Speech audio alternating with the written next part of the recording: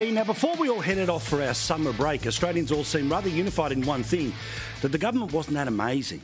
In fact, opinion polls had shown that up to 80% of Australians believed that the government was not doing enough when it came to the cost of living. When it came to the number of people that had been let into the country in a full year of the Albanese government, well, you take your pick. All voters, Labor voters, coalition voters and anyone else all believed that the immigration levels were too high. 59% according to the Resolve poll in overall support, and that all-important swing factor of other voters being minor parties and independents, well, the number even higher.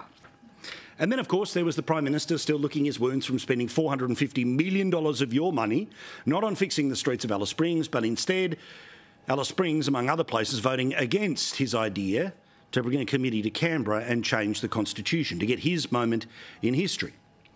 Well, as you know, there were many in the media who, to use the American term, were rooting for, to use the Australianism, were cheering for a change in fortunes of the bloke who they hoped would be Prime Minister for multiple elections, and that the guy that they like politically, as well as gives them better access to power and to information, despite the fact that so often he runs an opaque, no questions asked, sign this non-disclosure agreement, redact the documents kind of government.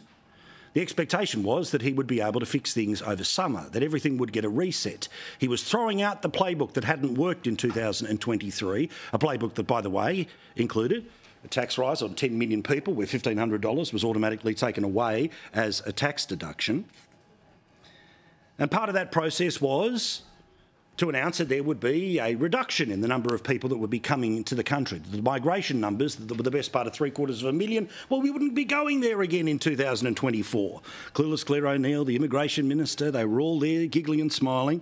But then the first month of this year, reality started to take over the spin. As we told you, the highest numbers since 2009 were coming into the country. That's the reality of what was taking place. The Prime Minister also made his changes when it came to tax cuts. The polls said that this was a masterstroke when it came to politics because, of course, everyone was being told you'd be getting thousands and thousands of dollars. And tax cuts for everyone, asterisks, not really everyone.